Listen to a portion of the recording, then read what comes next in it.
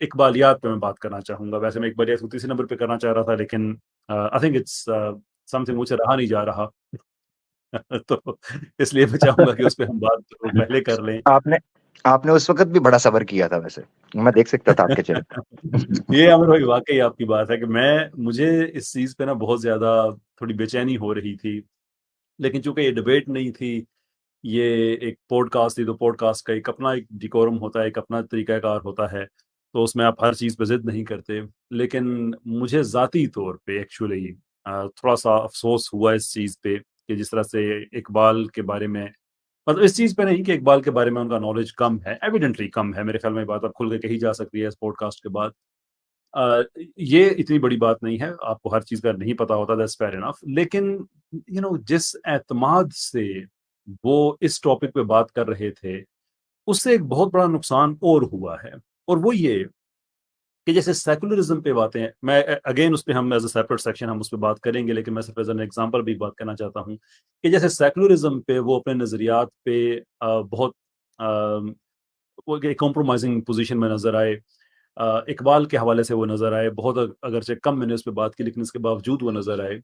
تو اس سے ایک تاثر یہ نکل رہا ہے, اور مجھے بہت سے لوگوں نے اس پہ میسج بھی کیے, ٹویٹر پہ بھی, واٹس ایپ پہ بھی, کہ ان چیزوں پہ تو آپ نے سوال کیا اور ہمیں سمجھ آئی, لیکن وہ بہت سی چیزیں جو بزرگوں کے حوالے سے, کتابوں کے حوالے سے کرتے, جس میں ہمارا سورس آف انفارمیشن صرف وہی ہوتے تھے, تو اس پہ بھی اب تھوڑا سا ڈاؤٹ آ گیا کہ پتہ نہیں وہ بھی ٹھیک باتیں تھیں یا نہیں تھیں. اینڈ آئی بلیو کہ اکثریت باتیں جو انجینئر صاحب کہتے ہیں وہ ٹھیک کہتے ہیں, لیکن دا فیکٹ کہ انہوں نے ایک رسک لیا سیکولرزم پہ, اور اس پہ اگین ہم بات کریں گے, ابھی ہم اقبالیات پہ بات کر رہے ہیں, کہ جو ان کی کم فہمی, کم علمی اقبال کے حوالے سے ہے, جس اعتماد سے انہوں نے اس پہ بات کی, یہ میرے لیے ایک حیرت انگیز بات تھی. نارملی اب پڑھے لکھے آدمی سے ایکسپیکٹ کرتے ہیں کہ اگر اسے نہیں پتا تو وہ کہتا ہے کہ بھائی مجھے اس بارے میں نہیں پتا. ہٹلر کے بارے میں انہوں نے جو باتیں کہہ دی, بھائی اقبال نے نہیں کہیں وہ باتیں ہٹلر کے بارے میں, اور اس کے بعد ایک انہوں نے کوئی شاید پوسٹ بھی لگا دی جس میں انہوں نے مرد فرنگی کو ہٹلر کے ساتھ جوڑ دیا. جو انہوں نے بات کہی کارل مارکس کے بارے میں, اگرچہ مارکس کے بارے میں اقبال کے کچھ کامنٹس ہیں, یہ اس سے میں ایگری کرتا ہوں, لیکن وہ جس چیز وہ کہہ رہے تھے, جو شعر انہوں نے پڑھ دیا تھا, that has absolutely nothing to do with Iqbal. وہ ابلیس کی مجلس شورا میں ابلیس کے جو کیا سے کہتے ہیں مشیر ہیں, ان کی گفتگو. اب ظاہر اقبال جو ہیں وہ ایک شاعر ہیں, ایک امیجنیٹو تخیلاتی دنیا انہوں نے کریٹ کی کہ اس کے ذریعے وہ اپنا پیغام دنیا تک پہنچا سکیں. تو جس میں شیاطین آپس میں بات کر رہے ہیں, اور جو جملہ انہوں نے کہا کہ ایک شیطان کے مشیر نے شیطان کو یہ بات کہی, اب بات تو شاعری میں کہی گئی, تو انجینئر صاحب نے پورے اعتماد کے ساتھ کہہ دیا کہ یہ اقبال کا ویو تھا ان کے بارے میں, حالانکہ یہ نہیں تھا, یہ اقبال کا موقف نہیں تھا. لیکن انجینئر صاحب جو ہیں وہ بہت اس چیز پہ بڑے پر اعتماد تھے کہ تھا.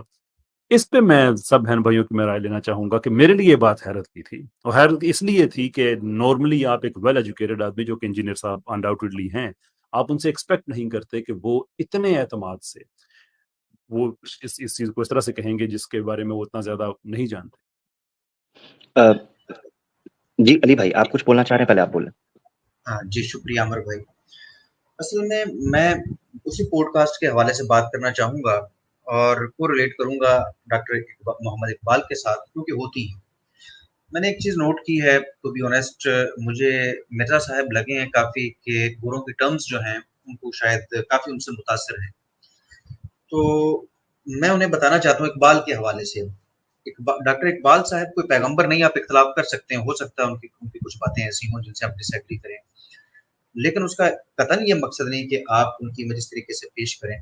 تو میں اس کانٹیکسٹ میں مرزا صاحب کو بتانا چاہوں گا کہ جن ٹرم سے آپ متاثر ہوئے ہیں شاید, اور جن کو آپ بلا دریغ شاید کم علمی کی وجہ سے بھی جس طرح راجہ صاحب فرما رہے ہیں کہ آپ بعض اوقات وہ باتیں بیان کر دیتے ہیں, ان تمام ٹرم سے اقبال اچھی طرح سے واقف تھے. اور نہ صرف واقف تھے, انہوں نے ان ٹرمز کا جہاں جہاں پر اطلاق ہوا اور اس سے انسانیت کا جو نقصان ہوا, اقبال اس نقصان سے بھی واقف تھے. اس کا میں آپ کو بس جسٹ ایک منٹ لوں گا, اور انہوں نے اس کا حل بھی پیش کیا پھر کہ اس کے اگینسٹ ہمیں کرنا کیا چاہیے. اقبال خود فرماتے ہیں, کہتے ہیں, خیرہ نہ کر سکا مجھے جلوہ دانش فرنگ, مطلب وہ جو آئیڈیالوجیز لے کے بیٹھے ہیں, جو وہ ٹرمز لے کے بیٹھے ہوئے ہیں جس سے کچھ لوگ متاثر ہو رہے ہیں.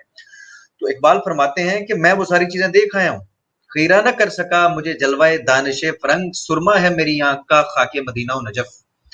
میں ماننے والا ہوں محمد مصطفیٰ صلی اللہ علیہ وآلہ وسلم کا, اور نجف میں حضرت علی علیہ السلام جو باب العلم ہے, میں ان کا ماننے والا ہوں, میں ان کی ٹرمز کو مانتا ہوں, میں کسی کی ٹرم سے جو ہے وہ متاثر نہیں ہوتا.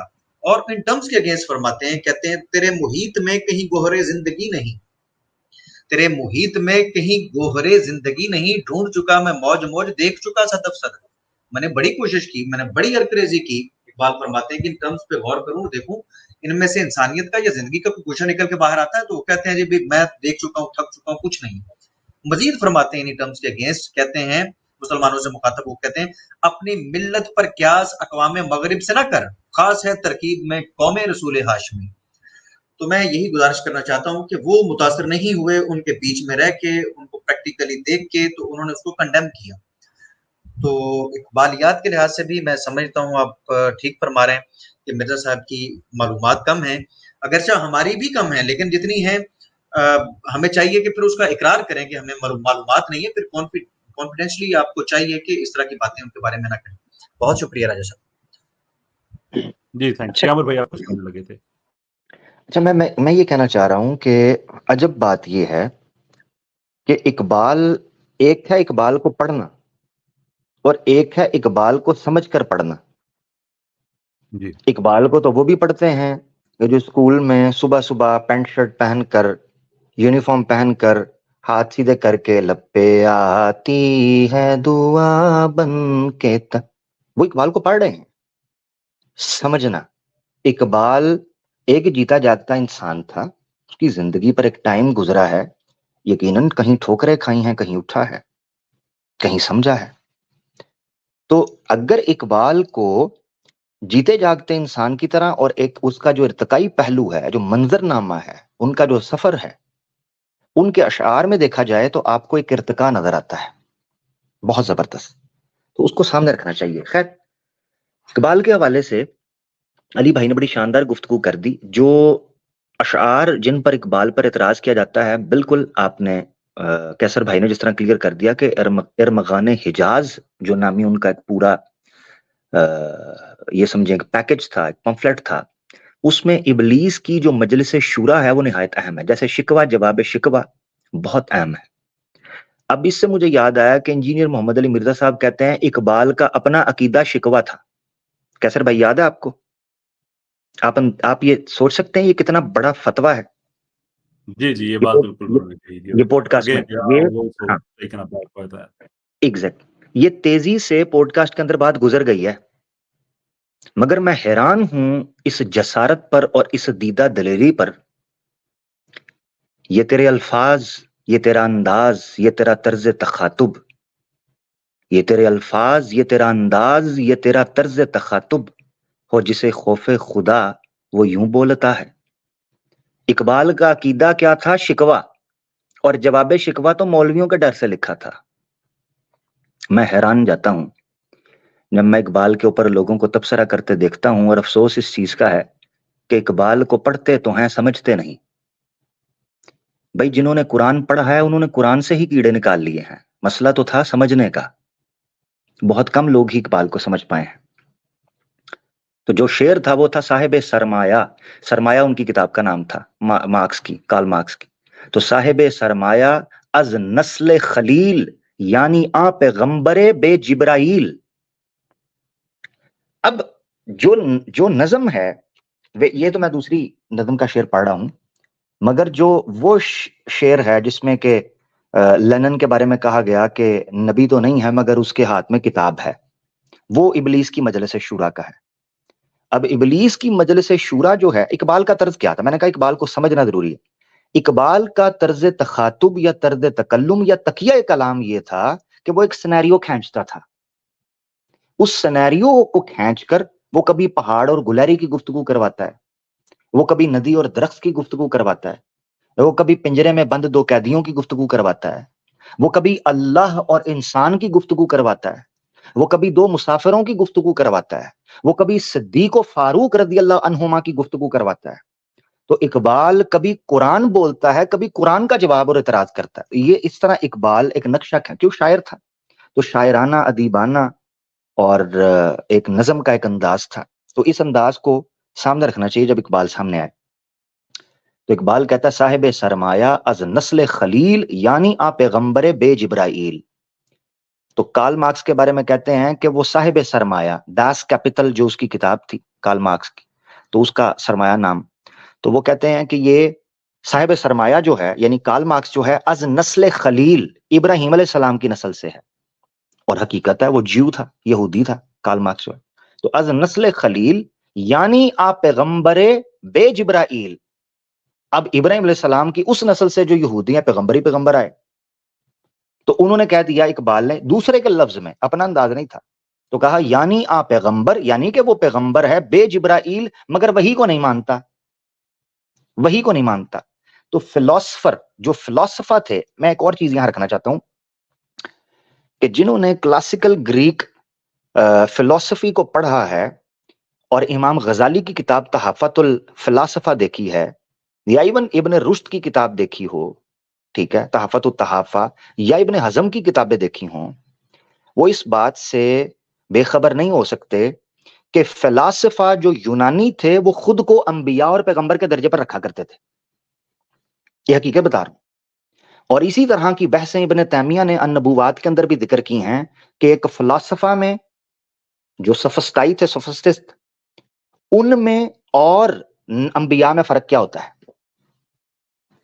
اب یہ شعر پڑھا، اور دوسرا شعر ہے ارمغان حجاز کا جو ابلیس کی مجلس شورا تھی کہ وہ کلیم بے تجلی، وہ مسیح بے صلیب. یعنی کلیم بے تجلی موسیٰ علیہ السلام، یعنی تجلی نہیں ہے، اللہ کے ساتھ تعلق نہیں، ٹھیک ہے. وہ مسیح بے صلیب، قوم کا مسیحا تو ہے مگر اس کو صلیب نہیں دی گئی، یعنی روحانیت سے کوئی تعلق نہیں. نیست پیغمبر و لیکن در بغل دارد کتاب، پیغمبر تو نہیں تھا مگر بغل میں کتاب تھی. یعنی مراد یہ ہے کہ روحانیت سے بالکل بے پہرا تھے، مادیت پرست تھے، مٹیریلسٹک تھے. یہ وہ اشعار تھے دو جن کی بنیاد کے اوپر عام طور پر اقبال پر اعتراض اٹھتا ہے.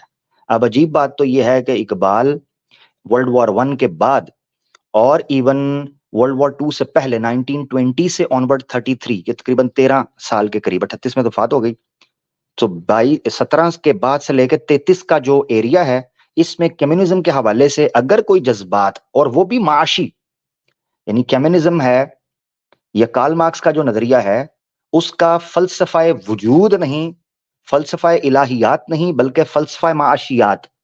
تو جو فلسفہ معاشیات ہے اس سے وہ کس قدر متاثر تھے. مگر یہ شعر ذرا میں کیسر بھائی پڑھنے لگا ہوں، اس سے مجھے بتائے گا کہ اقبال نے جڑ اکھاڑ دی ہے ان کی.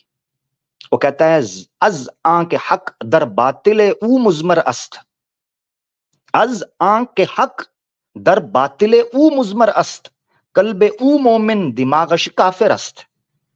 اقبال کہتا ہے کہ ان کی باتیں حق اور باطل میں چھپی ہوئی دکھائی دیتی ہیں. یعنی ان کو حق بڑا اچھا لگ رہا ہے، طاغوت سے دشمنی ہے، سرمایہ دارہ نظام کے خلاف ہیں، غریب کا بڑا خیال کرتے ہیں، تو حق اور باطل کی رزم بظاہر آپ کو مزمر نظر آتی ہے. قلب او مومن، ان کی باتیں دل سے تو آپ کو مومن نظر آتی ہیں، دماغش کافر است، مگر ان کے دماغ کافر ہیں. ایک کارل مارکس اور لینن کو سامنے رکھ کر کمیونزم کے اوپر تبصرہ کیا تھا. اور یہی وجہ ہے کہ اقبال نے بعد میں مکاتیب اقبال بھی آپ دیکھیں گے تو اقبال نے اس چیز کو کلیئر کیا. فرانس میں چونکہ یہ بڑی اس وقت کانفرنسز ہو رہی تھیں انقلاب کے بعد فرانس کے، تو وہاں کے بڑے بڑے جو لوگ تھے ان کو خطوط لکھے. جرمنی سے اقبال کا تعلق تھا، تو جرمنی میں خطوط لکھ کر بیان کیا کہ یہ اس میں کمیاں کوتاہیاں کیا، بلکہ یہاں تک کہا کہ اگر روحانیت کو اپنا لیا جائے تو اسلام کے کسی قدر قریب آ جائیں گے. یہ باتیں رکھی گئیں. یہی وجہ ہے کہ ایک رسالہ چھپا کرتا تھا پاکستان کی تقسیم سے پہلے، مجھے نہیں پتا اب آ رہا ہے کہ نہیں، زمیندار روزنامہ، ڈیلی زمیندار کے نام سے، لاہور سے اس کی اشاعت ہوتی تھی. سو 1923 کے اندر ایک جو ہے وہ مقالہ چھپتا ہے، آرٹیکل چھپتا ہے، جس کو لکھتے ہیں شمس الدین حسن صاحب. یہ کمیونزم کے بہت بڑے حامی تھے. تو انہوں نے جب ان کے اوپر فتوے لگنا شروع ہوئے، یہ یاد رکھنا چاہیے کہ 1970s آنورڈ یعنی بھٹو کے زمانے تک انڈیا اور پاکستان اور بنگلہ دیش یہ بہت زیادہ متاثر تھا کمیونزم اور کارل مارکس اور لینن کی. میں جس کو بورنگ نہیں کرنا چاہتا, یہ پوائنٹ اتنا لمبا تو نہیں تھا, آگے لے کر چلتے ہیں, میں تیزی سے بتا رہا ہوں.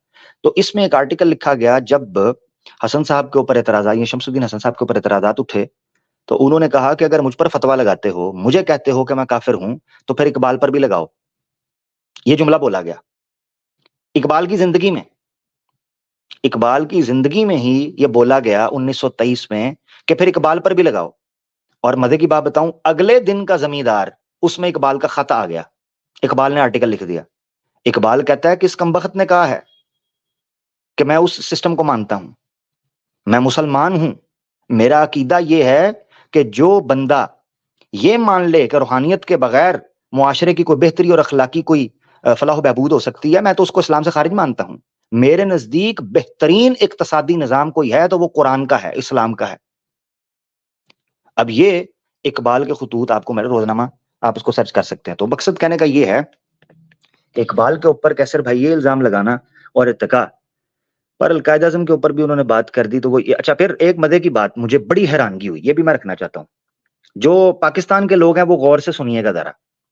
انڈیا کے مسلمان اس چیز کو نہیں سمجھ پائیں گے, تو میں پاکستان کے جو مسلمان ہیں ان کو توجہ دلانا چاہتا ہوں. کیسر احمد راجہ صاحب, آپ کے ساتھ پوڈ کاسٹ کے اندر میرے لیے حیرت کا مقام اپنے کمال اور عروج پر تب پہنچ گیا جب علی بھائی نے یہ کہا کہ لوگ میجورٹی یوتھ کی پاکستان میں داڑھی اس لیے نہیں رکھتی کہ علامہ اقبال کلین شیو تھے, داڑھی نہیں تھی. میں حیرت میں ڈوب گیا کہ پاکستان کی یوتھ میجورٹی جو ہے وہ اس لیے داڑھی نہیں رکھتی کہ جب ان کو کہا جاتا ہے داڑھی رکھو تو وہ کہتے ہیں علامہ اقبال کی داڑھی نہیں تھی. یعنی عجیب بات.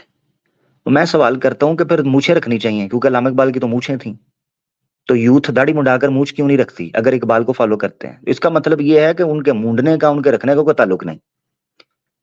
تو یہ حقیقت ہے جس چیز کو سمجھنا تھا اقبال کے موضوع کے اوپر ہمارے لوگوں کو, کہ اس قسم, یعنی مجھے, میں بڑے افسوس کے ساتھ, کیسر بھائی میں آپ کی طرف آ رہا ہوں, میں چاہتا ہوں کہ مختصر ہی رکھا جائے.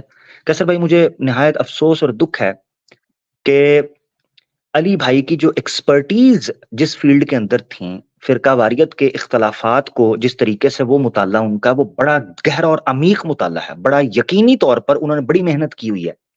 مگر مجھے دکھ اس چیز پر ہوتا ہے کہ قرآن نے جب کہا ہے کہ لا تقف ما لیس لک بہ علم, جس چیز کے بارے میں آپ کو علم نہیں ہے اس پر آپ نے کھڑے بھی نہیں ہونا. مگر مجھے علی بھائی نہ جانے کیوں, جانے انجانے میں شاید غلط ہو جاتا ہے انسان سے غلطی ہوتی ہے, مجھے ان موضوعات پر وہ لب کشائی, نہ صرف یہ کہ لب کشائی بلکہ گوہر افشائی کرتے ہوئے دکھائی دیتے ہیں جس پر ان کا سطحی سا بھی مطالعہ نہیں ہوتا. تو یہ بہت سے موضوعات ہیں. ابھی فی الحال یہ اقبال کے اوپر عامر بھائی, ہم میرا ان سے بحثیت مسلمان ایک, چونکہ پبلک سپیکر ہیں اس لیے ان سے یہ بات کہی جا سکتی ہے کہ جو ان کی ایکسپرٹیز ہیں, بھی آپ نے قرآن کی آیت کا بھی حوالہ دے دیا, اس کے بعد تو بات ختم ہو جاتی ہے, کہ اگر وہ ان ٹاپکس پہ بات نہ کریں تو میں سمجھتا ہوں کہ ان کے مقام و مرتبے میں اضافہ ہوگا.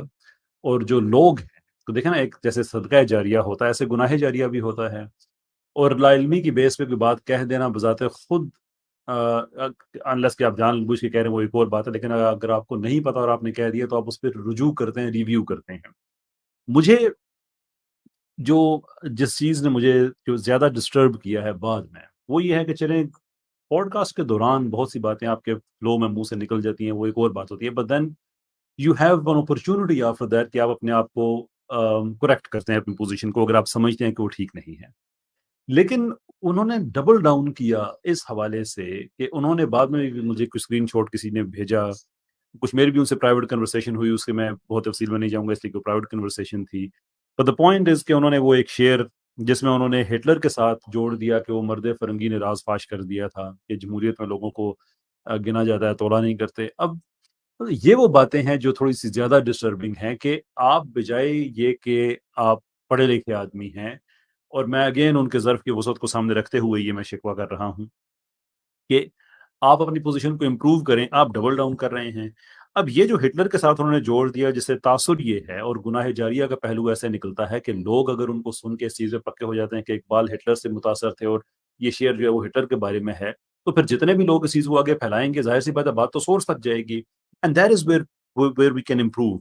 अब ये शेर जो है ये मैरी हेनरी बेल के बारे में इकबाल ने लिखा, जो अपने कलमी नाम स्टैंडल जो उनका नाम था, कलमी नाम उससे ज्यादा मशहूर हुए, फ्रेंच फिलोसफर. ये बात उन्होंने कही और इकबाल उनकी तरफ इशारा कर रहे हैं कि ये बात वो कहते हैं, लेकिन जनरल पब्लिक में इस बात को नहीं किया जाता. और जनरल पब्लिक में भी इसलिए नहीं किया जाता इसलिए कि जो पढ़ा लिखा तबका है वो इन चीज़ों को समझता है. और ये तजर्बात भी यूरोप में किए जा चुके हैं कि बिजनेसमैन को एक से ज़्यादा वोट दिया जाए तो वो असल में गिन नहीं रहे हैं, वो तोल रहे हैं, उनकी सोशल वैल्यू को, सोशल वर्थ को तोल रहे हैं. लेकिन बाद में सिस्टम खत्म हो गया. अब स्टैंडल किससे मुतासर हैं? वो शेक्सपियर के काम से भी मुतासर हैं. जो एलीट इंटेलेक्चुअल क्लब है वेस्ट का, उन लोगों से कि वो आपस में ये बात करते हैं कि इस सिस्टम में ये प्रॉब्लम है. लेकिन इस सारी डिबेट को साइड पे रखते हुए इंजीनियर साहब ने सीधा सीधा इसको हिटलर से जोड़ के, इस चीज का मुझे ज्यादा अफसोस हुआ है. और अगेन हमारी उनसे रिक्वेस्ट है ये कि आप पढ़े लिखे आदमी हैं, there is absolutely nothing wrong with accepting के भाई ये चीज मेरे स्किल सेट में नहीं आती है, मुझे इस पे बात नहीं करनी चाहिए, और जो बात हो गई है मैं उस पे मैं रिव्यू भी करता हूँ, मैं रिव्यू भी करता हूँ. बहरहाल अगेन हम उनके सामने ये बात रख ही सकते हैं. मुझे इस चीज का मुझे अफसोस बहरहाल रहा.